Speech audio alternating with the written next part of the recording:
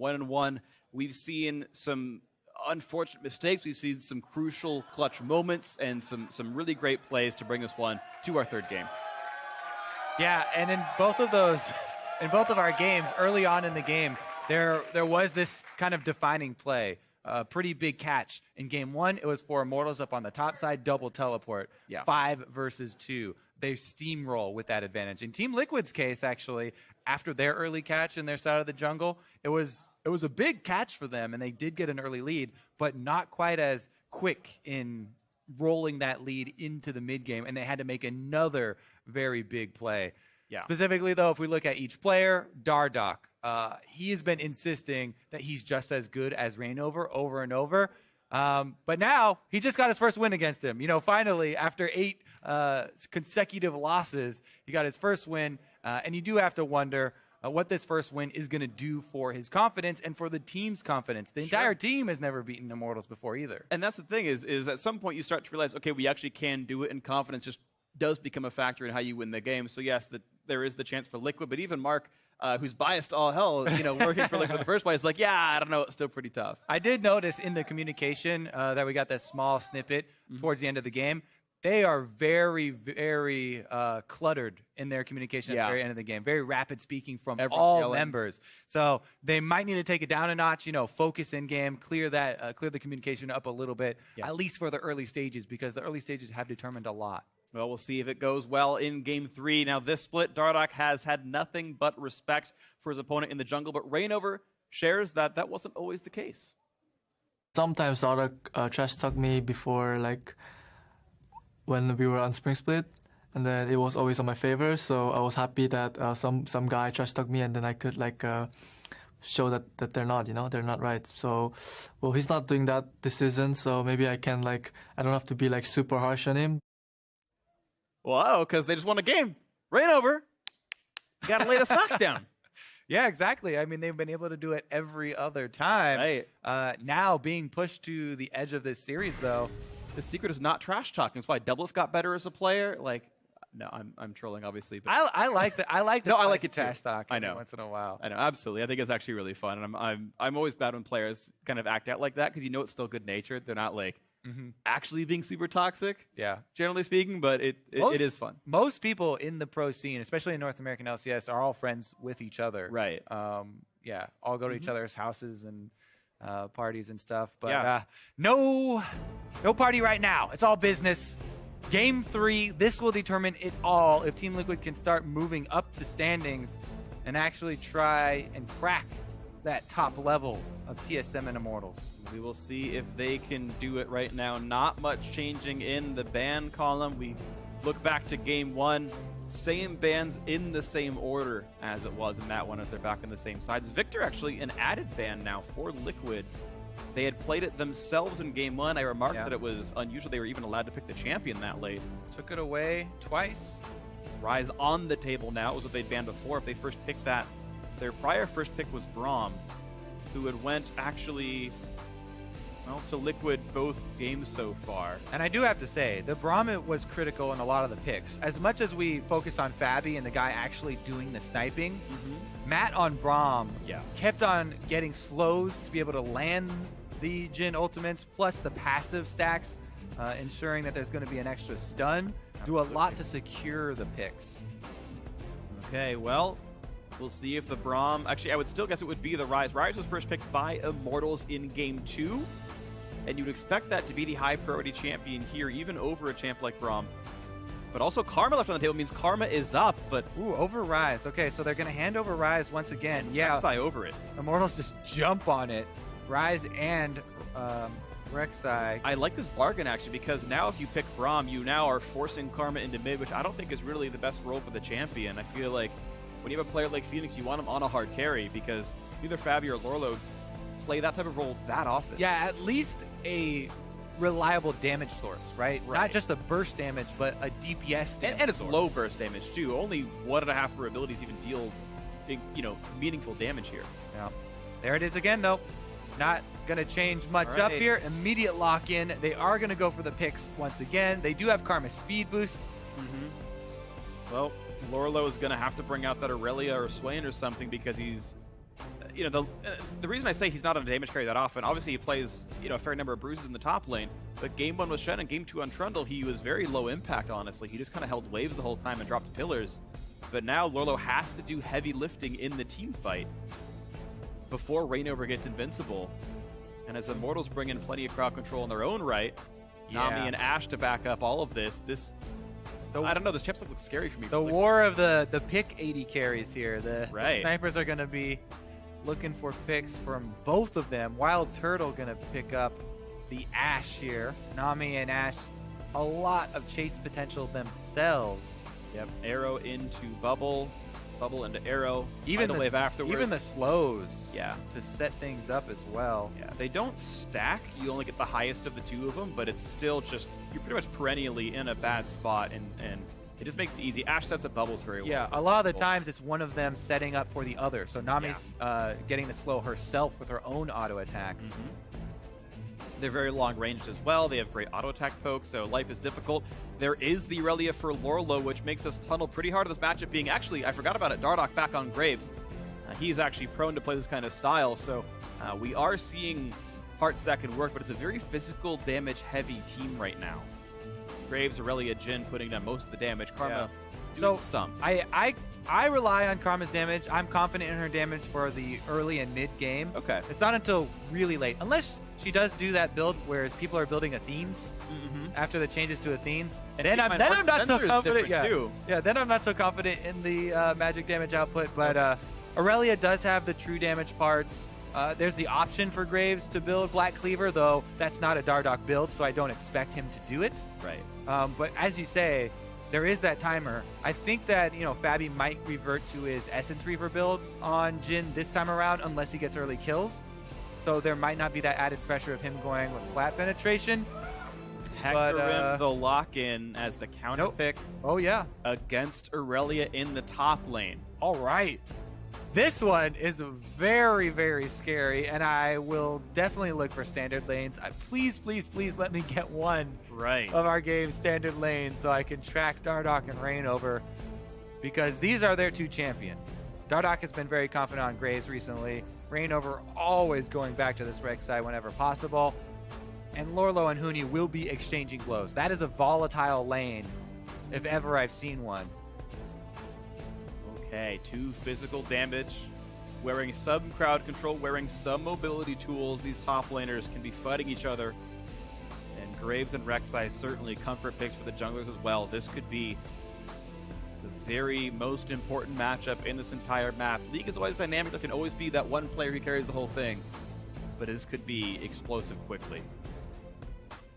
Please, standard lanes. Everyone, pray to the non-lane swaps. Non-lane swap god. Yeah, we're doing a Greek pantheon thing here. There's a god of lane swaps here in this one. Well, I guess pray to your lane swap gods. Here's your last chance to make your opinion known on Twitter. And once again, let us know who's going to win the whole thing here. Hashtag TL win or hashtag IMT win to call out who is going to take this one down. Immortals have only dropped one series, all split long, and it was only to the undefeated TSM. Could Liquid be the second team to do it?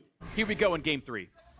Game 3 always so intense for me, and this is where I also start to look for interesting level 1 plays, because you're equipped with the Jhin Braum. You have the possibilities of killing someone early on. Go for a 5-man invade. Try and get something sneaky going on here. They're starting to group up a little bit. Yeah, this seems like a standard sort of topside fan. Yeah, Karma walks in to make sure no one's flanking. You try and use Braum to catch someone at this tri-brush. Huni does have Ghost, but hasn't dropped his Trinket Ward yet. There it is. And they see that it's been placed as well. Both teams know that's been warded. Liquid actually is going to keep their dual lane. They walk into the top side brush and say, well, we saw Huni. You can click the Trinket Ward and see who placed it. Trinket Wards actually turn invisible slowly, giving you enough time to click and then mouse over. Yep. And then they're going to say, okay, well, we knew Turtle and Adrian were down there, so let's see if we can match them down there. Seems to be the call. Deathfire Touch Karma. I like it. Cobalt actually not doing the tankier Rise build. He opts out of Strength of Ages. Yeah, pretty standard here. I mean, Karma does have the more defensive option, but I like that. Thunderlords. So that's one. Yeah, it's actually, if you've been watching Dardoch stream, he's been doing a lot of strength of the ages old school Graves still. Not going all in with the Thunder Lords that everyone's been doing with their flat DPS. Dardok's style of Graves is that quintessential carry style where he also tries to get lots of lifesteal and be unkillable with multiple stacks of the true grit. Well, Immortals dual lane spotted running into this left side jungle. Lorlo able to help Dardok kill the one thing off. And they've got to get away from this one as a nice volley into a couple auto attacks. Adrian earns himself 19 gold. Matt cannot have the same impact against Rainover and Huni, who will get 2 camps for themselves unless the steal happens, and it won't. So a more productive early game for Immortals. Up a camp and up a little bit of gold. As Adrian roams mid. He can learn Bubble. Looking for Phoenix. Pobelter cannot land a root. A nice dodge. Another 11 gold for Adrian. And immediately Phoenix goes in for the root because he's got Matt here, and Pobelter is exhausted. A lot of damage onto him, and there's a Rek'Sai over the wall. Matt gets the kill picked up. Rainover doesn't even join the fight. Immortals forced to run away. A bubble onto Matt. Still no one is joining.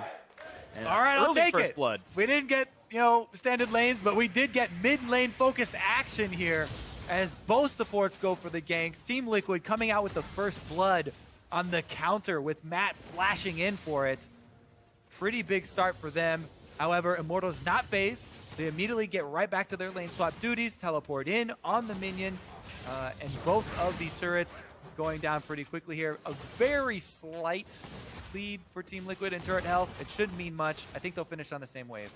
Yeah, the kill doesn't mean very much XP, and it means that 400 gold in the first blood killer, which was actually Matt's Braum. So, yeah, not the most meaningful first blood. Could be an earlier sight zone completion. Or Moby's like in the previous game, and he might roam even harder. Yep. We'll see. Rainover gets the blue, as he should expect to do, as he's near his own duo lane, and the back half of round 1 lane swap is going as expected as the turrets go down, and the junglers take their allotted farm. Yeah, Rainover already with camp lead here on Dardok. It's manifested itself in a slight gold lead. That's growing by the minute. Even though Dardok has a couple extra camps to take. I don't think Buller should have flashed. Ah! I think he's better off getting executed. Ah! Oh my gosh. A mishandled lane swap now by Liquid. This turret should still go down, but I've seen this before. egg on their faces. Bringing back memories of last split. Oh, he's going to be too slow. He's They worried can't about get any more minions in there. Critical mistake here from Team Liquid. Oh my gosh, that is rough. 13 HP. Liquid missed. If Lolo had actually just let himself die to the turret and auto-attacked If they had all committed to dying and being fine with death, would have been only executes. The turret would have gone down successfully. death comes for everyone, Freak. Sometimes you just have to accept it. Well, Pobelter still holds Flash. He held it from the previous gank onto him, but Phoenix has the same. Dardok also can close that distance. Rainover happens to be nearby and is already level 5 on this Rek'Sai. But there's no gank to be had, and the wave's actually going to push towards Pobelter's turret. So Yeah. During the shenanigans down bottom, Rek'Sai, Rainover here, his gold lead is ballooned to over 400 on Graves. There's been a lot of time spent here for Dardok walking up and down the river looking for a play. All right, let's take another look at this. Lorlo could have auto one more time. Yeah. And then Fabi was reloading on Jhin. These are the pitfalls of Jhin here. We always mention he's not the best of turret takers, but that was worst case scenario. Just mismanaged, sadly. Rainover knows Lorlo's running around, trying to hide away. Lorlo's smart enough to realize that Rainover ganks this location a lot and does not want to be overextended without a turret nearby. Dardok coming in behind Adrian, and Immortals actually going to be outnumbered. This is the 3v2 with Phoenix holding teleport. Pobelter does not. Bit of damage in a wild turtle bubble means nothing. Dardok's going to knock down the turret pretty quickly, and now here comes the fight. Phoenix is already behind them as well. Gets the root onto Adrian. They're going for both targets at once. Wild turtle will go down, and now it's onto the Nami, who does not wear any summoners at all. Braum passive re-triggered. That's going to be 2 more kills for Liquid. Not even a problem. Twas all a ruse, Freak. We'll leave this turret standing here with 13 health as a bait to our enemies. More ruse in the Australian wilderness right now. Liquid doing well for themselves. 700 gold lead. Turret finally goes down. Maybe they can get even more out of this one. A great early game. What seems like a blessing may be a curse. What seems like a curse may be a blessing. I'm sure you're quoting something, But and I don't know what it is. that's fine. What is it? I'll leave it there for those who do. Okay. Check back in on Huni up in the top lane. Actually, we'll take a look at the replay. Dardoch goes right for the turret. They try and exhaust so the second shot, because if the second shot on Graves doesn't kill the turret, he has to reload, and things could go horribly. But he's able to finish it off anyways, gets in there for the close range, and that finishes the double kill for Team Liquid. Good job adapting to unforeseen circumstances. You know, there's this playbook that people become all too comfortable with as far as the lane swaps. And Immortals were following it, and we're like, hey, cool, we just got a free little bonus here, you know. Yep. We got this little 1,000 gold lead for our extra turret standing, and we'll just proceed as normal. Team Liquid know that they have to adapt. When you hit a speed bump like that, when life gives you lemons, freak, You make lemonade. there you go. Team Liquid made some lemonade. Actually, you know what, Kobe? When life gives you lemons, you probably just found lemons. I don't think it was really any And great then you make design. lemonade with your Okay, lemons. fine. Freak, it's still stand. But you missed the second step. There's a third step. You sell that lemonade And make a stand. profit. Then you've got money. Now you're American. Yes. Here in the North American LCS. Rooney rooted in place. True entrepreneurs here, Team Liquid. Yep. They too have money. They do have money. It is only that small amount over Yep. Team Liquid, but every little bit does count. The fact that it's only 500 gold with a 3-kill lead means there's some substantial farm disparities. You're seeing it in those top 3 players. 50% more for Huni, a lot more for Rainover, plus Yeah. 14 for Pobelter as well. Rainover's farm actually completely makes up for the kill that Dardoch had. Now he's getting a little bit more income as Isop not completely making up, small amounts fluctuating, but basically Right. evening out. Dardoch shooting, he has an assist. Yep. All right, Cloud. Drake is going to be on the table here for Immortals. Should be given away. Dardoch's on the upper side, but without Lorlo up there, I don't see the trade, especially since Rift Herald is so difficult to take, you know, this early in the game. It might be a delayed answer from Team Liquid, but could be no answer at all, as they've got their duo on the bottom side, and Rift Herald's pretty easy to stop. Huni and Pobelter might be able to take care of interfering that if Team Liquid decide to go for it. And in that case, you start up a Rift Herald and you can't finish it, you lose a lot of pressure. Yeah, it's a durable objective, absolutely, and it's threatening as well. So, see what happens. Phoenix going to be donated to the blue buff thanks to Dardoch. Lands the Q. Well done, buddy. Gets that one pretty cleanly here. Pobelter at a very similar timing gets his own blue buff. And we are in a 300 gold difference game. It's 3 kills to nothing, and the gold is practically identical. Immortals, once again, doing well with the farm. I mean, you mentioned the farm. As of right now, the minion wave, a giant minion wave, has just been ushered into Lorlo's turret. So Huni wants to push this wave into the turret so Lorlo can't freeze it. It looks like he might be able to do that as Rainover's also come over. This is such an important thing to do that they've Dive also Lorlo. called in Rainover. Lorlo's in threat now. He's only level 5, level 7 on the Hecarim. He's going to jump back to his turret. Get away from the fear. Low on health. Done. Phoenix is in with the shield as well. Lorlo's still alive. They look for Huni. Can they trade it back? Yes, a 1-for-1. A great teleport by Phoenix to keep the play from going pear-shaped. And they're still able to at least get money and experience off this big minion wave. So, yes, both teleports were traded there, and they traded the kills. But that's a lot of minions that are going to go down for them. So Phoenix can at least grab that farm, but also Dardoch is a chef in the mid lane. Oh, here comes Rainover. Rainover reacts faster on the play. This could be rough for Liquid. Lorlo has teleport, though, and he's trying to join. Matt gets bubbled running away, but now Huni will also get in there. Matt isn't taking the damage. He goes to snipe, and Lorlo doesn't block it. And now there's the Hecarim looking to do a whole lot of punishment. Curtain call coming in because Dardoch has arrived in the show. And will they get anything? No. It's Dardoch now running out of health. He's got to run far away. A little bit of damage on a wild turtle. Huni's still on the chase, but running out of health himself. The Q's going to get it, and Dardoch survives the encounter himself. But here comes Liquid lost Q. Pobelter on Rise, looking to cut him off. Dardoch's running for the hills, but he's not going to make it. Juking through the fog of war. He's running for Pobelter has reward. flash, though. Okay. Snipe. Assist credits coming over. Pobelter tags the Q. Kill picked up, and Immortals clean up nicely. Just like that, the gold is back to even here. Immortals quickly striking back. A lot of action in this game, and Phoenix was farming the top side the entire time here. So there's a big wave that Huni should probably be able to get there in time to rescue from the turret. 1 melee, 2 melees. He loses 3 only. 2 melees and a caster. The rest are there for him. You know what's similar about melee minions and dash? Oh, God. Neither were casters. It's a huge inside joke because, all right, well, let's take a look at this play first. But this was Rek'Sai ultimate not being respected. The double teleports are going to come in here. Lorlo does arrive, but they have to respect Huni. The level advantage that you talked about on top side, Lorlo never got to equalize it. It's a level 7 Hecarim versus level 5 Aurelia teleport discrepancy there. Because of the focus of Immortals diving that top side and killing Lorlo before he could get that experience. It almost dies to minions down there, actually. Yeah, it was touch and go definitely for both sides there. And yeah. Very close game.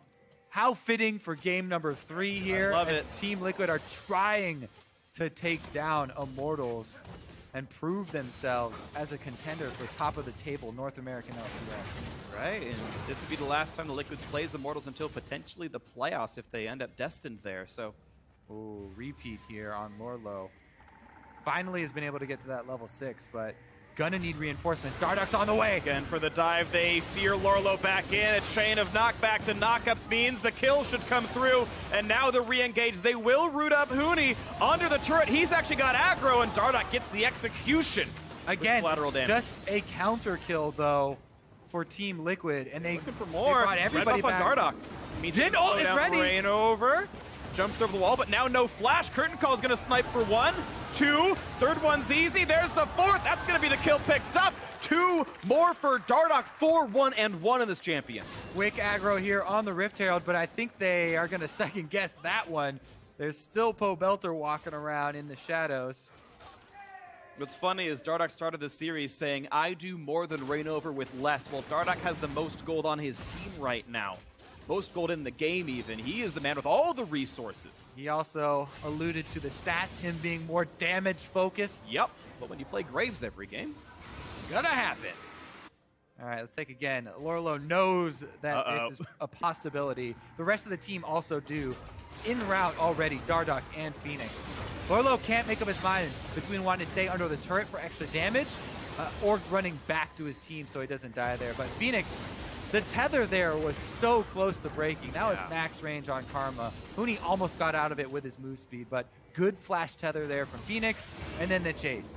Matt comes in. They make Reignover move sideways rather than continuing to run vertically up and out of Fabi's range. But just the end there of the range on Curtain Call. Fabi's able to make his shots count, and they come out with 1 extra kill to keep the gold very, very close here. Nice mechanics by Dardoch as well. You saw him dash past Reignover to make Q bounce off the wall to explode earlier. There's also another thing we have to start talking about is the itemization. We alluded to it in Champion Select. Karma damage. Turtle has to flash away from the root. Adrian taking damage as well. Tidal Whip to make the re-engage happen. Dardoch caught out of it here. He is a bit alone. Matt trying to help, puts the shield on, and Dardoch's alive. It's now Reignover running out of health, running away. Lorlo to join up the fight. Can he get anything done, though? Another snipe, and now it's looking for Adrian, looking for Reignover. Poe Belter tanking all of it. That would have dropped Adrian to about 100 health if that crit shot had landed. Remember, this whole time, Huni split pushing on the Hecarim over here. He's got Wave lost. Such a big advantage over Lorlo, still maintaining the 2-level lead. That wave crashes into the turret. The minions are mostly going to die, and Team Liquid lose out on a large pot of experience. This is something that Immortals always do so well, is controlling the side waves, even though it seems chaotic. They're looking for more on this one. They're going to jump in for the slow, the stun, and the kill. Poe Belter goes down. Another kill for Dardoch. Huni teleports in and immediately runs away. Maybe he wants in, looks for Dardoch. Shield comes across, staying alive so far. Goes for the fear. They get in a Lorlo. Reignover picks that one up, and a second one as Matt falls as well. The re-engage did actually work. Immortals now 1,500 ahead. Yep, vengeance there for Immortals, but here, Phoenix gets the snare. It's the root, but can't get much else done. Reignover, pretty hurt. Gets the snipe. A summoner heal for Wild Turtle. Phoenix Beset now puts on the shield. He's got the root up soon. It's going to be finding Rainover, who cannot get away, but gets back through a tunnel. Beautiful play. Turn under attack now. Here comes the teleport. The action continues. What a great game to get to cast right now. And the game is so close. 1900 up, but Immortals have plenty of minions still to kill for themselves. Turtle is going to have a ton of money. Yeah, the gold lead is going to balloon a little bit here. The minion wave that Team Liquid are going to receive on the top side is not nearly as big. This is a double or triple stacked one where Lorlo's just getting a single wave. So far down he is. Once again, yeah, 3 levels now showing itself here. And back to our point that I was trying to bring up. Yes. That we talked about in Champ. I'll remind you after this week. For Belter, though, this is the beginning of the play where all of Team Liquid collapsed. And yet, because Huni is so far ahead at this point, they make the call to re-engage here. He's got Frozen Heart completed already versus this mostly attack damage team. They jump in there, all in, and get the extra 2 kills. This is the point I keep trying to bring up that we talked about in Champion Select. The Karma is going with the Athene's build, so a little bit less as far as the reliable damage here. And Phoenix, he's getting a lot of good snares and shields, but look how low Turtle was. If the previous harasser from Phoenix had been a full damage build, that would have been a kill. Rainover barely gets out there with the pre-existing tunnel. Yeah. But again, Huni, he rushed that Frozen Heart because he knows most of what he has to worry about is attack speed based, is physical damage. Frozen Heart is so good versus Aurelia because even though you can't really peel her due to her passive, slowing her attack speed reduces her damage output greatly. Here comes the next Drake though, and Team Liquid don't have teleport on Lolo, so it's just a steal. Not gonna get it, and Dardoch doesn't get over the wall either, but it's a bunch of damage, and Dardoch gets popped. He gets taken down. A shutdown comes through. Wild Turtle now wearing 2 Cloud Drake buffs and a 3,000 gold lead nearly.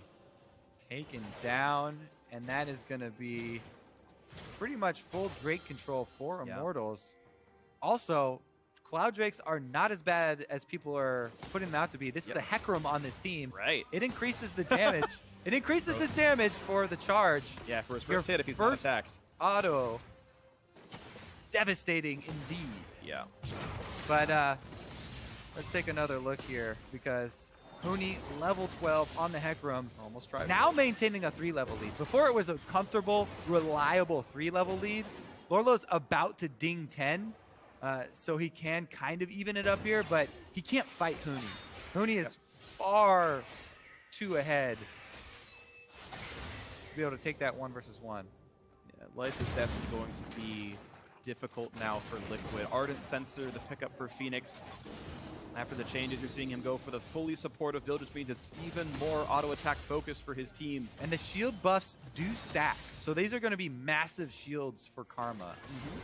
15% bonus heal and shield power, which will also affect the healing that Athene's gives. And even the self-healing if ever mockers his W. It's a lot of health to give to the team. And, you know, to be honest, Immortals, if Wild Turtle does not, jump and skyrocket out gold-wise, Pobelter can be itemized against. And there's only so much damage out of Immortals with, you imagine, a locket coming soonish from Matt, the double Ruby Crystal. Going towards that, I'm almost certain. Hex Drinker out of Dardoch as well. It'll be about the picks still. Remember, both teams are running marksman with long-range pick potential. Is it going to be Fabi or Wild Turtle hitting the mark to try and gain the champion advantage? As of right now, teleport coming in. Rainover also coming in. They're collapsing on mid. Arrow lands on Matt, but he puts up the shield. He'll tank away the... No, actually, he's not going to hit anybody. Here comes Huni into the back line. Flashed away from the front lines alive. Matt's going to get whittled down. One more hit will do it, and he can't do it. Turtle goes too far forward. Reminiscent of the TSM days, he's out of this fight. Now Rainover taking a lot of punishment, but he is durable himself. Lorlo in the shields around. That's going to be enough damage. Lorlo gets his first kill of the game. And Liquid managed to kite it out properly off the huge shields of Phoenix. Turtle gets baited in by Matt at 50 health. Overextends, has to blow both summoners to escape, has to stop doing damage, and Team Liquid get to turn it around, kill off Dardoch, take the mid turret, and invade the jungle. And let's see how much more they can get here. Of course, plenty of bonus received healing. Nope, not quite going to happen. Phoenix did not want to go in quite on that one. But this is now looking a bit dangerous for Immortals. Normally this team is so good at pulling the trigger, playing aggressively, and getting a lead, but That one backfired, and Yeah. maybe it happens again. Matt easily steps in to take that arrow, ideal for Team Liquid. Then he gets stunned on the outside here and almost focused down, but spamming flash, he's able to get it off before the bubble lands. There you see Turtle got chased out. Jhin ultimate does come in for the chase. Dardoch and Lorlo make the call to finish it off onto Reignover. And Phoenix is also AoE shielding for the chases here. Yeah, and Phoenix flinched on the 1v1 against Pobel, so he was dropped very low, but had the tether started, the root from his W, had some backup, and he's like, felt it was a little bit scary, while Turtle's still up there, and doesn't go for the chase in the second kill. It's kind of that split where Dardoch and Lorlo are yelling to go after Reignover and finish the kill, so maybe not confident that he had extra backup. Regardless, Team Liquid do get right back into this game. Phoenix playing the support basically from the mid lane. Looks like it might work okay for themselves. We've got Dardoch going for some crit now. Probably a Phantom Dancer. Yep, Phantom Dancer. Very common for Graves. I'm really looking at Fabi though as far as the builds, because I thought he might go more with the crit-oriented build this time around because he's facing two tanks that are going to be building armor and going to be pretty healthy. Huni should probably continue building tank. You can pretty much just survive on Trinity Force as your only offensive item. Turtle doesn't have any Turtle, and he is gone. Fabi crits the last one for 910. And now Reignover has to run away. He does not have a tunnel to find. There's the stun, there's the chain CC. Reignover hoping his tunnel's up soon enough. He's able to run away thanks to a tidal wave out of Adrian. But Wild Turtle getting on the bottom. Yeah, this is a tough fight for Lorlo. He's still 2 levels down. He's down more than 2,000 gold as well. Trying to jump around the map, but Huni's going to have the charge back up soon. Another stun comes across. The flash, the chase with the horses. Matt lands it slow. It doesn't even matter. And Huni knocks him down. Meanwhile, Pobelter is also at the turret. Doing plenty of damage himself, but walks away from the teleport of Phoenix. Draws the teleport, relieves pressure on mid lane, and now Team Liquid have to collapse because they're getting teleported on. Here comes Pobelter, the rise in from behind, gets away from the arrow. It's a bit of a 3 versus 3. Where's the rest of the team? Pobelter's right on top of him, gets exhausted, and Matt tries to block the damage. Does that pretty well, but Fabi still drops down. Help from Wild Turtle. Now Matt is left alone. Can't do any damage. Shut down. And at least a trade kill now for Dardoch, who wants back in on a Wild Turtle. He really wants this one. Pobelter is out of cooldowns for the most part, and the shots come through. A double for Dardoch in the face of Wild Turtle. Shotguns are a better invention than a bow and arrow. He wants a fourth, but he can't quite get it. Reignover running over the wall. And not much more picked up, but an 8-2 Dardoch is trying to carry Liquid on his back. Woo! With Phoenix supporting him. As soon as Phoenix showed up, he knew he had multiple renewable shields coming in. Phoenix able to kite out as well. He's doing a great job on the supportive mid laner, setting up these guys to carry. Lorlo, though, he has been taking a beating. This is the main weak spot for Team Liquid. Early on, level discrepancy, getting dove and focused by Immortals. Let's take another look, though. Matt jumps in, exhaust, puts up the shield. They try and go for the one run. He misses the Q, so they don't get the stun off. Immediately, Fabi goes down. Dardoch trying to get the solo kill, does find it, and turns as soon as Phoenix heads up. He says, hey, I've got your back. Zones off Turtle, takes down Pobelter, immediately moves into the next threat. And Turtle, honestly, not much he was going to be able to get done there, so bit of a mistake there from Immortals. And Dardoch, again, escaping on a pre-existing tunnel. Yep. That's why you want to spam them when you're going through the jungle. Pre-placing those is really important. And now we see the mid lane siege. Keep in mind, though, Immortals are still up about 2,000 gold themselves. They are technically ahead. Yep. Drake buffs as well as the gold. Arrow's going to land, and it's going to hit Phoenix, but the shield is up. There will be no follow-through. Huni waiting in the fountain with home guards, has teleport ready. There are plenty of wards for him to go on. He ventures out, then goes back to wait. They're still looking for that collapse. Reignover has flash as well. Immortals have all the tools to engage. This could be risky for Team Liquid, exposing themselves in the middle of the map like this. What's the play they're going for, though? 5 there it on is. 5. There's the teleport. Here comes the play. Reignover across the side. A flash knock up onto 3. Pobelter's in. Matt buys some time. Bubble lands, but Fabi gets caught up by Huni, who's running for this one. Flashing away from the fear. Fabi stays alive, but Liquid have no health left. Phoenix trying to slow him down. Matt will be sacrificed, and Fabi's going to be next. He's got no way out. A double kill for Huni, reminding everyone of what kind of player he is. You have to set up a push like that. You have to clean the wards behind you. Team Liquid exposed their back. Fabi sets up shop, tries to snipe from the outside, but Huni finds him. And that is going to be Immortals taking a pretty big lead in this game. Now they're looking for extra kills. And it's going to be Phoenix going down. This time he's going to drop, and it's Lorlo running with nowhere to go. Looks for Wild Turtle. A good flash to get away. The kiting happens. Dardak, the last one alive. He's got nothing to do for himself. He flashed away, and okay, Liquid's buying some time. Baron's not dying yet, but Liquid are going to lose every single member on their team over and over and over again. The delayed ace comes through. 2 have yet revived now from Liquid, but you can't stop this Baron. That Immortals take 5. Is going to haunt Team Liquid. Multiple wards behind them. The Immortals were patient and waited for the complete commitment towards mid lane. Team Liquid unable to secure their backs. And Immortals get the multi-directional flank. There goes Huni. Right in on Fabi. Didn't even get a shot off, and he had no chance. Does flash away for a second, but Huni's able to chase them down. He's got Ghost running, gets the kill, has another charge. Fabi, actually, if he had gone for the auto, would have gotten the stun instead of going for the W snare there. Yeah. But probably still would have gotten chased down later. Regardless, Immortals are going to take that team fight victory, run it down mid, and regain complete map control. This will be Drake number 4, Infernal to boot. Yeah, definitely. Wait. Yeah, that's not going to come up for a while.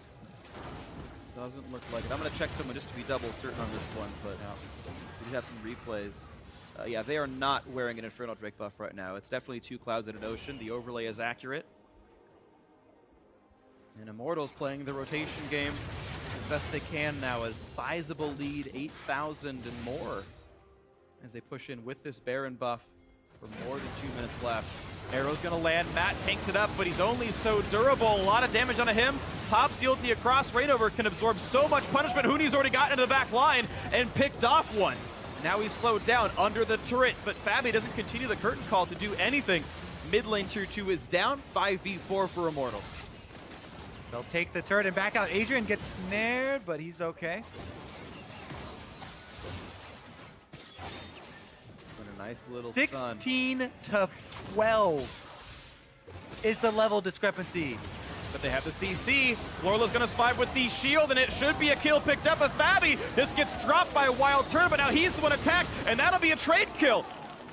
Lorla gets one back in here. Now it's on a Dardak running away. 3 versus 4 on the map. But Liquid don't have the health bars to really count as 4 members right here. Can they scramble? They're being chased away from their own base right now. Baron buffs, Nami speed, as well as the double Cloud Drake for Immortals. They should be able to chase him down. Jumps to a couple of minions. Lorlo buying what time he can. The mechanics were solid. You saw Q, auto Q to jump 2 minions away. But now Rainover is going to be able to pick this one up. That's the Gromp to help make sure. Even the jungle is on Immortals' side right now. A 6 versus 5 game at this point. But Walter grabs the blue buff. And Immortals almost have 10,000 now. That one push up mid lane really sealed it. Immortals were almost giving as good as they were getting. They were trying to fight back into the game up until that point, but now it's such a huge hole. Baron power play, 4,000 almost. Here's Huni, who actually made too aggressive of a move there. Lorlo makes the counter kill here on Turtle, but again, Immortals collapsing. They cut off the retreat from the rest of Team Liquid. And that was the end of that. Phoenix does end up getting away. Karma's pretty hard to chase. But makes it a 2 for 2 overall. It buys some time. It times out the Baron buff. And we can see now what Liquid can do to pull the pieces back together. To their credit, Huni will stop leveling up soon. He's only got 1 more to go. Look at the bright side. That's always that silver lining where, okay, they can only get so far ahead, right? He's got no item slots left. You know, that Chain Vest completes, then he's done. It takes a long time, though. Everyone has to have that mentality for Team Liquid now. Farm for late. Try and get to 6 items, level 18s on everyone. See if they can find it. Lorlo can pretty much continually stun up Huni, but it's 13 to 17. Really unafraid of this one. Looking for the bot side of the map without the top laners fighting. This 4-on-4 would be closer considering Huni's individual lead is 6,000. But the turret goes down. Immortals not being stopped down here at all. I keep returning to it, but the experience, it's not just the gold on Huni. He has a 5-level advantage in the 1 versus 1 with Lorlo. Yeah. That is insane. Been sacrificed so often, 1, 7, and 6. Ooh, missed ulti from Matt, no play to be made. Lorlo wanted to roam down, but here comes everything. The crowd control coming across, lands on a Dardoch, the major carry, feared up as well, but they've actually picked off the Aurelia. It's gonna be Matt next up. The Braum should be going down as they put the slows in. A 5 versus 3 now for Immortals. Huni can shrug off the Duskblade damage from Fabi. It means nothing to him as they continue to look for something else to push forward on. 6-kill lead. Immortals want in on this.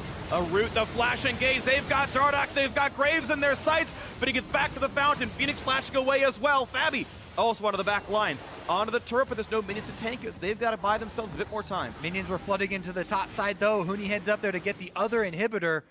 Isn't able to finish it off, and he's too low health, has to escape. And Team Liquid are going to be able to survive on just one downed inhibitor. However, there's that Infernal Drake. That is going to be handed over to Immortals. And it's a nice way to boost up all of your stat leads right now.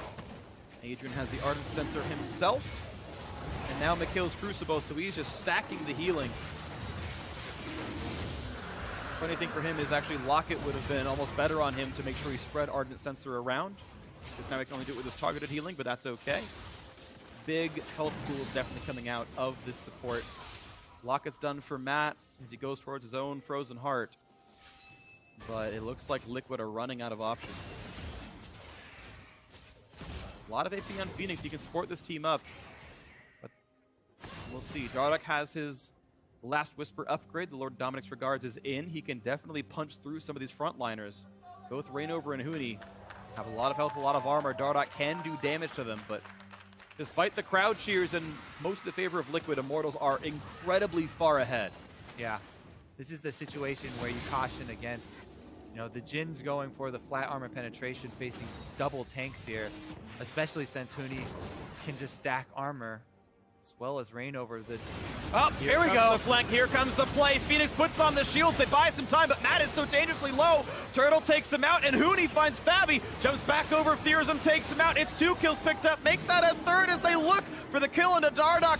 For it to be 4. Lorlo's already dropped as well. Phoenix chased down by the Horsey, and he's gonna go down. Dardoch, the last man standing, isn't anymore. An ace for Immortals. Liquid wanted the upset, but Immortal says it is not that simple here today. The turrets are going to fall. They're gonna take the series. They keep their record looking beautiful as they knock down the rest of the base. They take the series 2-1, and they cement themselves again as a top 2 team in North America.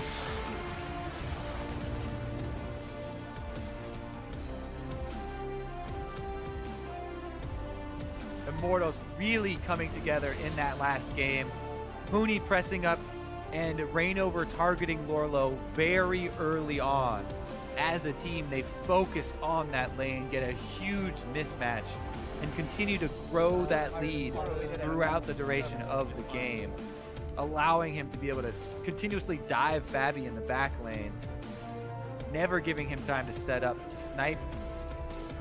Yeah. And Team Liquid have made progress. They took a game off Immortals this time around, pushed it to game 3. Right? I mean, that's still something you can hold your head high with. You saw the hug between Reignover. Actually, sorry, that was Adrian. I take that back. My apologies, but Dardoch still good natured with it. Lorlo as well. Hugs across the teams. And of course, Immortals can be happy. Huni especially, who I think really carried that one. He smashed his lane matchup incredibly well. Level leads the whole time, actually grew them. The thing is, League has catch-up experience. If you're below the average level of your team, which Lorlo pretty much was, you get some bonus XP from the minions you were able to kill. And, really never got off the ground there. Yep, unfortunately, can't catch up to Huni, as he had the focus of the team as well. Reignover went back to his tried and true 2 versus 2, or 2 versus 1, actually. Yeah. Yeah, Huni made it work there, absolutely. We didn't get to talk about him specifically very much because we talked so much about Liquid in their attempts at the comeback, but Huni smashed them one-on-one. You mentioned his flanks, the amount of times he just dismantled Fabi in those fights. Honestly, very, very good stuff from that Hecarim in the top lane. Immortals securing that one. And look, that's Immortals as a team. They're very aggressive. Sometimes, yes, it backfires, but that percentage is maybe 15. Right? 15% of the time their plays backfire. 85% of the time they're great. And when they look that good, that's the 85%. And it's why the record's so good. They've only lost one match. They keep on earning advantages because every now and then they've got a big minion wave pushed up. Yes, it looks like it's a very chaotic game and they continue fighting, but each time, Huni's teleporting in from a wave that he just shoved into a turret. So the enemy team's losing a bunch of minions there as they're fighting and having these close-looking skirmishes where both teams are kind of throwing punches and getting a little bit for themselves. But in the end, they always come away with some extra chunk of experience or some extra chunk of gold. Right. For a lot of this game, Immortals was up in gold despite being down in kills and equal on turrets. That is because of minion farm, because of wave manipulation. The macro game is on point for Immortals. It has been for the entirety of that team. It's a great boon for them, and they've done wonderfully so far in this split and the last one as well. But now it's time for a side stage chat with Rainover. Here's Zyrene. Thank you very much, gentlemen. I'm here with Rainover from Immortals, and I got to ask you right out of the gate, TL took their first game off of you guys. Did you expect them to come out swinging and be that powerful?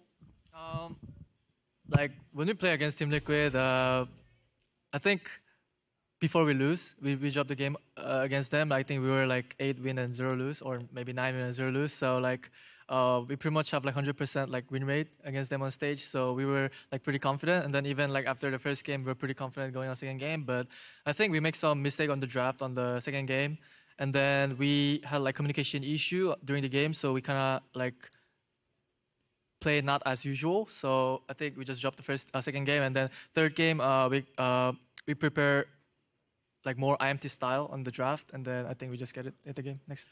So what is IMT style by your definition? Huni on strong top champion, and me playing frontline, I guess. Yeah. All right, so what's your impression of the TL squad now that they have Fabi? Because this is the first time you're playing them with Fabi in the lineup. Well, you mean playing against Fabi? How do I feel? Yeah.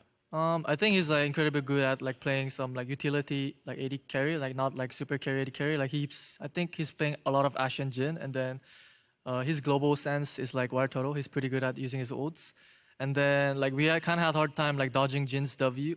Is it W like stunning you from the far away? Yeah, I think he was pretty good at using that too. So I think Team Liquid style is give less resources to AD carry, but use like utility AD carry to like try to stun or like use global ults, and then he's pretty good at that. Awesome. And Pobelter yesterday in the interview was talking about how when the game gets really hectic, you guys kind of get dragged down to the other team's level and what the game that they're playing, and it's really skirmish heavy. Why do you think you guys default to that when things get really out of hand? I think I agree a little bit, but I think it's due to, for example, yesterday, we normally don't play at so late, so we were kind of tired, I guess. And then also like falling into enemies, like a lot of skirmish, like for our team, like every player is like really aggressive, and then they don't want to give even like small things to them. So like if they contest vision, we have to like fight them to slap their vision, So I think it's just due to us being like really aggressive during the game. So like if enemy team is not looking for objective and if they're looking for kills, then we also like just can't fight them because we have too much confidence to like just win the fight, I think against MV, that's what happened yesterday, I guess. And I think most of the case, I think we try to keep ourselves like controlled and then play around objective instead of kills. All right, also awesome. Final question here for you, Rainover. You guys have already beaten Cloud9, TL, and also Envy in the second half of the split. Out of the top 5 teams, you only have TSM left, and you don't play them until week 9. So how are you guys going to stay focused playing all these teams that are in the bottom half of the standings when that is the match that I assume you guys are really looking forward to later on in the split? Yeah, of course. Our only loss was against TSM, and then if we beat TSM, and then hopefully TSM drops some games, so we can have like a match wins and loss, so we can like do like tiebreak, I guess. We're also have to prepare for, of course, prepare hard for other teams, because if you drop one more game, maybe we cannot even do our tiebreak, So we're just gonna prepare like our best to every other teams. I don't think there's big team in NA right now, so we just have. Of course, we're gonna put extra prepare against TSM, but I think we're just gonna try hard against every team. All right, thank you very much, Rainover. Now we're going to throw it back up to the casters to close out that game. Thank you very much, Zyrene. You can see he was behind us the whole time. Thanks very much for your support on this one. And I know it's magical. Cameras, how do they work? I don't know. It's weird. Spatial awareness. But a great series by Immortals. My vote was that Huni gets player of the game for that one because it felt like he had done so well on that Hecarim. And Did pretty well. yeah, on I the think he did some good things. and yeah, so Immortals, you heard Rainover talk about it. 11-1 right now in matches. Of course, TSM haven't dropped any right now. And my understanding is, yeah, the tiebreaker first goes to head-to-head, then to game score. And if Immortals even beats them in their series, okay, well, you're 1-1. But then TSM have dropped so few games. That's the hope that, to take the #1 spot, it's not even just as good as beating TSM. You got to get more help from the rest of these teams. It definitely is going to be difficult for them and for these teams that are in the middle of the pack now. CLG right now is winning versus Envy. Yeah. So, any of the middle teams that drop games, people are always wondering when are the ones in the middle going to turn it around and start their climb back up. And the battle for the rest of the top 6 is still very tight here in North America. So we're going to go actually backstage side with Zyrene, who is now standing by with Liquid's jungler for another interview. Thank you very much, gentlemen. I'm here with Dardoch from Team Liquid. I have to ask you, you took your first game win off of Immortals. Of course, it's not the series win, but is that encouraging for you guys moving forward, knowing that you finally did that? Yeah, it feels pretty good finally beating them for the first time. Maybe it wasn't like an actual win, but it was better than nothing. So there's progress made. So it's definitely encouraging us more to keep trying harder to improve. And you've been improving, even though you came in and got Rookie of the Split. We've been seeing your growth both as a leader and as a player. What do you attribute that growth to? A lot of my growth this split is just because, Piglet left us. So, well, he didn't leave us, but you know what I mean. Piglet's no longer on the roster, but yeah, he had pretty big shoes to fill, and I knew Fabi couldn't do that on his own, not at first. So I had a lot of responsibilities when Piglet was off the roster. So it made it necessary for me to sort of mature more and then step into the leadership role. And now, because Piglet is off of the roster right now and Fabi is on, what do you think about the current state of Liquid? Because you guys have only dropped 2 series since then, and you've stepped up as a leader. I think the current state of Liquid is a really strong top 3 team in North America. I don't think anyone besides TSM and Immortals is stronger than us, and I'm looking confidently towards playoffs. And I got a final question for you here, Dardoch. So everybody's talking about that S tier, TSM Immortals. Is TL also in that S tier? Do you guys think you should be considered there, or do you think you're a step down and still have work to do? I think we're right below S tier. I think that the top 2 teams definitely are better than us right now, but I think we're inching closer and closer, and soon enough we'll be better. All right, thank you very much, Dardoch, and better luck next time, I guess. But thank you very much for doing the interview with me. And now we're going to throw it over to the analysts to analyze that series. I guess we could do that for you, Zyrene. That's what we do, us analysts. We analyze. I guess we could do that. I always love when we get an opportunity to hear from both sides after a hard-fought series, because it is interesting to get the perspective of the team that lost and to hear from Dardoch that they very much believe they are that third-place team. We've been having that discussion all day. Who's the third-place team? They very much believe they are. They recognize they still have work to do, and they aren't quite on the level of Immortals or TSM. But that's great to hear, right? To kind of have that perspective and understanding of your relative power level and where you need to go. Especially after that series, the mistakes that they made was just something that's so easily fixable as long as you look at it, identify the problem, and then you just fix it. Right. I think this was a step forward for them. They took a game, obviously, which is nice. But even the third game was very competitive. Very much so. And it was really coming down to the teamwork that Immortals has being a step ahead. But I think he's right in saying, Dardoch's right in saying that they've cemented themselves as the third-place team for me. Unless C9 starts really stepping it up, where they've been struggling recently. They'd have to, right? You're right. So I think at this point it is becoming more apparent that it is TL almost uncontested for that third spot. All right, let's get into this third game here. Starting in Champion Select, we see the Hecarim picked up, but it goes to Huni this time. I mean, he's no slouch on that champion. He's obviously very familiar from all of its play during the last year. But it's been away from the top lane for a little bit. He makes the return. Rek'Sai still going over to Rainover, and an immense amount of focus onto Lorlo between those two individuals on Immortals. I feel like Lorlo played it perfectly, but the little problem I was talking about earlier is just having vision there and having Dardoch to either back him up or Phoenix teleporting early. because what happened was it was a 1-for-1. There's a huge wave, and then Lorlo's just dead while Huni dies, but there's a huge wave there, and then Phoenix picks up all that farm, and Lorlo is just like, oh, I'm on welfare now. Right, we saw a 2-level disadvantage. I will return to that point. I want to return to that point, but I want to hit our first replay, which is 5:30 into the game. This is a 2-for-0 for Team Liquid, and it was very intriguing because in the lane swap, we saw Team Liquid get double executed and not secure this turret, but it effectively They set him up. Immortals. They set him up for us. It was all planned to double execute into the trap. I mean, it is a false sense of security that turret gives, and Immortals wasn't really just thinking like, well, what if they just hit the turret instead on the dive instead of hitting us, and then there's no turret. So it's not even really a dive. It's just you guys are extended in a long lane, basically, which is not how it feels when you see that turret behind you. You think you're good. But it was an interesting thing, just only because not 30 seconds to a minute earlier, we were like, oh no, like Team Liquid is at such a disadvantage. That's that global gold wasn't in their pockets. If they don't get that 1.5K gold lead pretty early, that early into the game is pretty astronomical. But they recognize what they can make out of that, and they execute on it. For me, I'd be worried saying that we're the third-place team and our bottom lane gets executed by the tower, but maybe it's their secret plan That's the thing, to right? become the third-place team by setting it up for the 2-minute 4-man dive. Exactly. I mean, as a third-place team, right, they got to do something differently than the first and the second-place teams in order to claw into those spots. So they're just experimenting. They're looking for new things to do. No, either way, I thought ultimately it was just a cool adaptation to what was an earlier mistake. They end up getting a couple kills out of it. That's great to see the recovery, because I think a lot of teams would be like, oh no, we didn't get the turret. I guess we're just going to have to suffer through the early game a K and a half down. We'll try and make that up later. Liquid finds a way to do it pretty much immediately. Now I want to push forward to that top lane dive that you're talking about, Dyrus, the 1-for-1, because we have this to play out. As you mentioned, the wave crashes in. Huni's level 7 to Lorlo's level 5. As also, though, too, Lorlo playing it about as perfectly as he can. It's just not quite enough, and he's going to lose so much farm to this turret. Right, he's able to dance away from so many abilities, away from damage as well, getting out of the Hecarim ult, not taking any damage there, and just that's really what highlights to me the difference between these two teams is like Dardoch was in that area prior to the wave crashing, but he had finished farming all his camps. He handed blue buff off and his red buff and all his bot side camps were up, and so he's like, all right, I'll go there.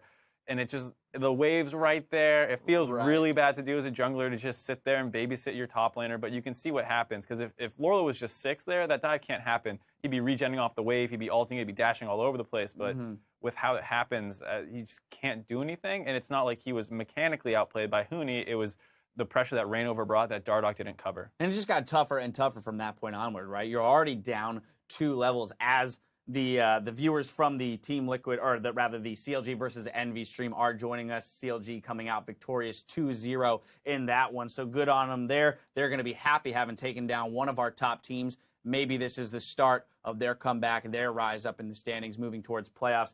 While you guys join us, we've been talking about this Immortals victory over Team Liquid in a hard-fought 3-game series, picking up the 3rd game after a very back-and-forth, kind of scenario. We're going to dive back into this, continue talking about it, just because it was so many intriguing things happened, right? Lorlo's now down an insane amount of XP as well as gold. We saw at one point about 3 to 4K gold difference just in that lane alone.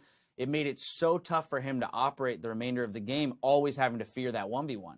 Yeah, Huni's the kind of player where when he's ahead, he stays ahead, and it's really depressing as a top laner to go up against that. And honestly, when you look back at your mistakes, the biggest thing you got to look at is, did I communicate to my jungler that I think of this possibility? And it's a really, really hard thing to do, but it's what you got to do.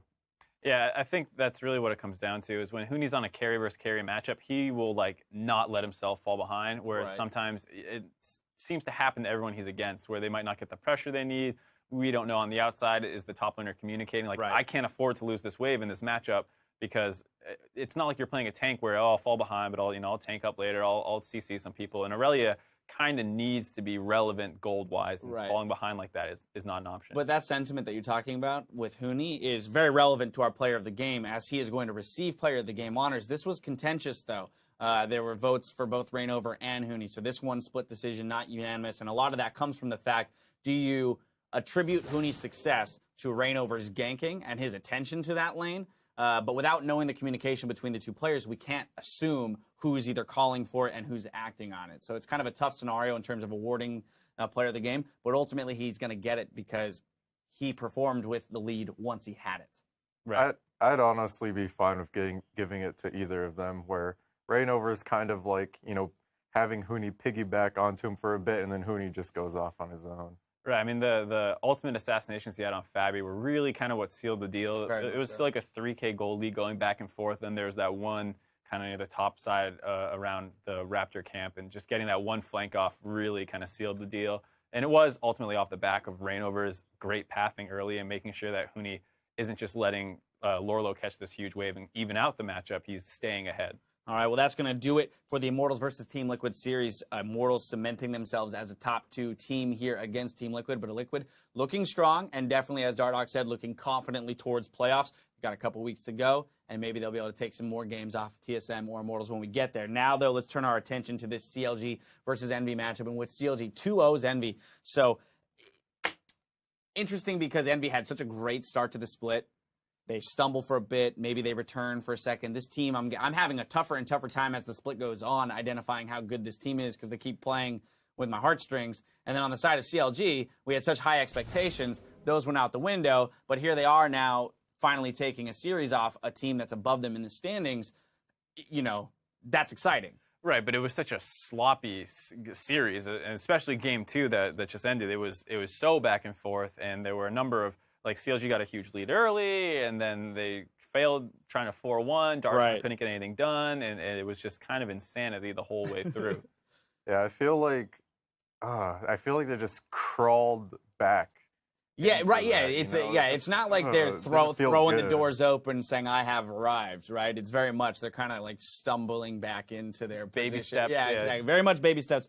But if we get into the gameplay itself, 14 minutes in, CLG's going to pick up a 4-0 around the Rift Herald. But a lot of this is coming off the back end of Envy dedicating 5 of their members to a Rift Herald this early on in the game and paying dearly for it. Right. I mean, right before this, Envy had actually killed a couple of CLG members. They took the mid turret and they transitioned up here, but it's just such an overextension and staying that they just get pinned up in this pit, and CLG basically just traps them in there, murders them. They have the Fiora ult healing all of them, who he is barely going to be able to live off on the side, and it's basically a catastrophe. When you see a situation like this, you generally think, okay, the game's over, barring any big mistakes. It should be, fairly controlled from there. I mean, CLG got 5 dragons by the end of the day, but control was the opposite of what this was. Exactly, that's what I was going to say. You put a key word in there. As long as we control and we don't make mistakes, after you get 4 kills for 0 at 14 minutes, most teams would be like, we should be able to win this game. We have all the tools to do it. And yet, it was not an easy task for them, Dyrus. It's one of those things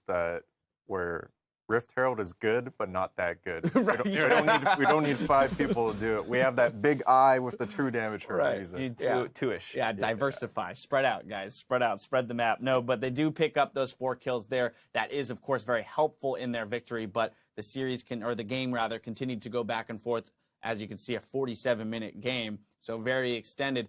And this is where, if we are going to throw any criticism at CLG, it would come in sometimes that maybe their impatience in the split push, particularly from Darshan, it seemed, uncharacteristically playing that 4-1 split incorrectly at times when he's most of the time the person that we laud for his ability to split. It seemed to me like his idea of the 4-1 was like solo kill him and then take stuff. And there's even a time where he just like sat into the turret and was like, fine, I'll kill the turret. It didn't seem like he was willing to like move around at all, like once he has pressure to do something else. And especially there was one time where coming out of that pause, they got a kill. And instead of just going mid and getting that wave pushing so that after CLG's done chasing at the top side, they can swing mid and meet up and maybe end the game, he dies under the turret 1v1 to the Trundle, like finishing off the turret, and then Trundle just TPs and takes the inhib, and it results in a really wonky game state as opposed to CLG extending the lead. I'm giving Darshan the benefit of the doubt. The only thing I can think of for his reasoning is that maybe he thought that they could never 5-on-5 and that he's just so hell-bent on, like, I'm going to split push, I'm going to split push, I'm going to split push. Right.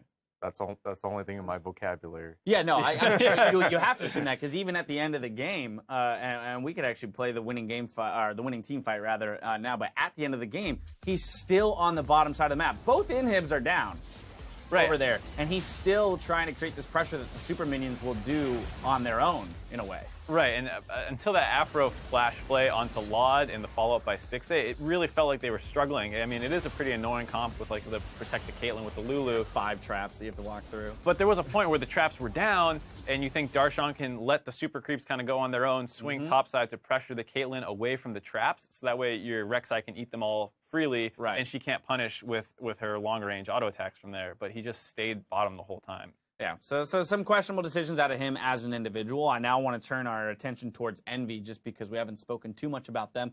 Even in this loss, they did put up a good fight, right? Again, if you look at the inverse of what we were talking about, 4 kills going over at 14 minutes should spell disaster. They did hold it out for quite some time, but I have to turn a critical eye towards this Lulu in the mid lane, because this champion wasn't getting played anyway, and then we put in some changes that make her more support-oriented, still picked up in the mid lane.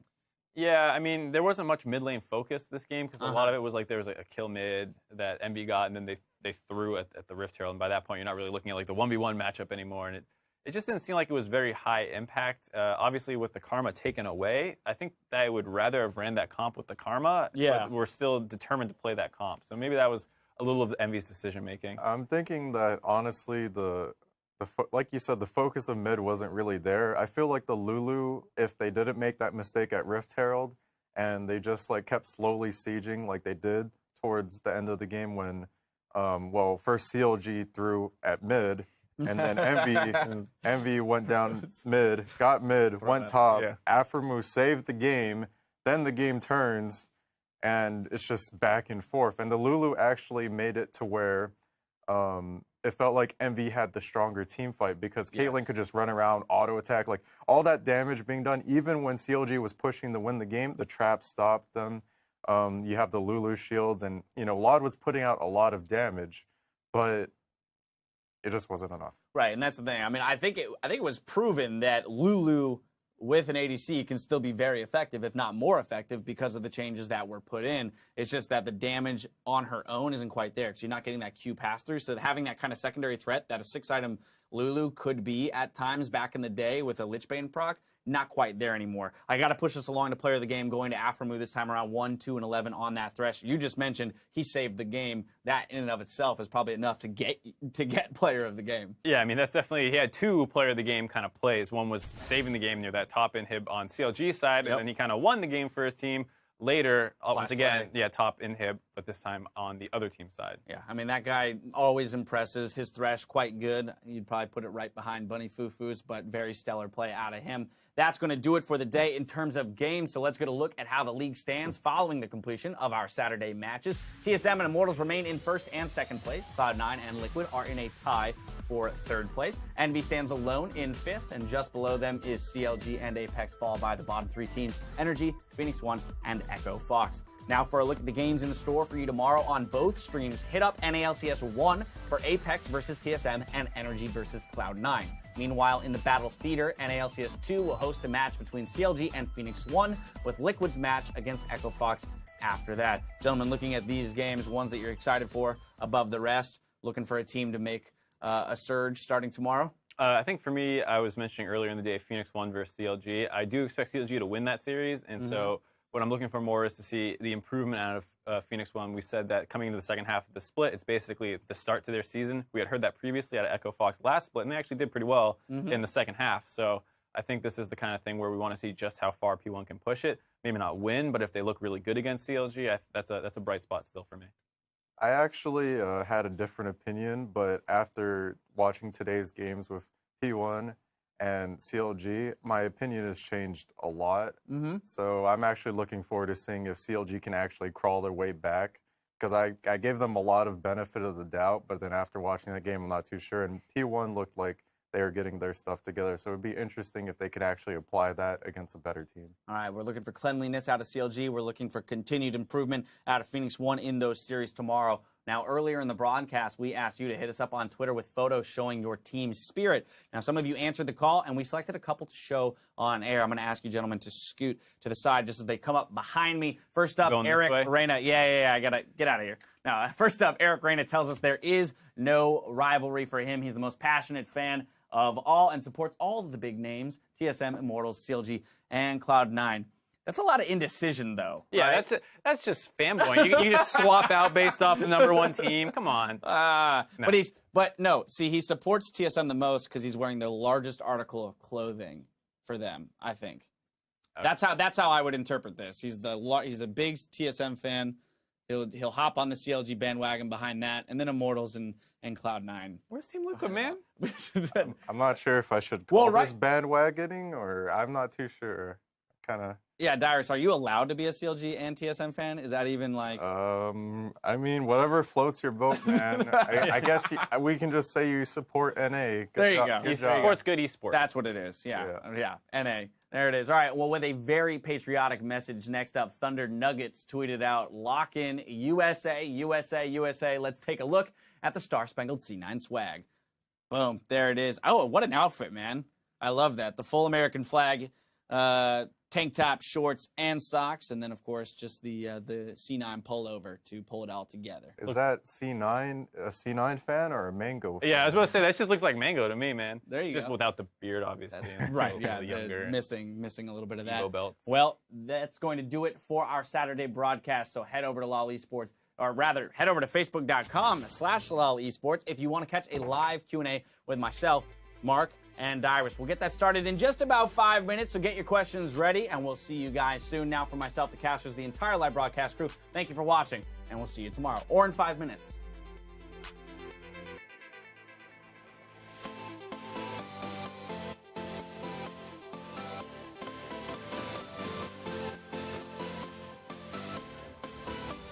Hello, League fans. We are getting ready for our first match of the day here on the stream. It's Phoenix 1 versus Echo Fox. Showdown. It's a showdown. This is why this should be match of the week. Fearing gonna pop the ulti down. KFO, can he finish him off? And Shannon as well, but KFO wants to take him out. He flashes forward, gets the stun, and outplays them for the kill. Okay, damage is still there, looking for the last snipe on Imperium, but they're gonna protect him. I love you, man. Hold my hand. Finish. Chaka. What's up, guys? Front line. Hold me. Nice. Finish, GG. We kind of said like this is our new split because it's like halfway through. So to start 2-0, it actually feels so good for us. Okay. I coming. No. 해보자. 나왔어. We can go. Bars. Help me. Brom. Nice. They are not even at smite range yet. They are working without a lot of ultimates. Shrimp gets it, and Apex come flying back into this game to take it away from Energy. Good. Nice Sivir. Nice. That's good. That was good. Someone come over and help me. Nice. Turns on me. Silver flash. Silver's no flash. We can chase BJ. I'm taking turret. Nice. We can end. Fucking Hurricane Dardock is coming to a fucking rift near you, lads. And at least a trade kill now for Dardock, who wants back in on a Wild Turtle. He really wants this one. Pole Belcher is out of cooldown for the most part. We can win. Go ahead, help come. I killed Ash. Nice, Josh, nice. Triple kill, Bandit. Give me that shit. Lorlo's already dropped as well. Phoenix chased down by the horsey, and he's gonna go down. Dardock, the last man standing, isn't anymore. Liquid wanted the upset, but Immortal says it is not that simple here today. They go for the hook, the flash hook, it's dodged, sidestep, he goes down! CLG are trying to push forward and take the win. CXA kiting as best he can to fight the stun. They're able to pick up the kill. There goes the grand challenge. That's a triple kill for Stixay. 3 inhibitors down, quadra kill as they're going to push onto the Nexus. And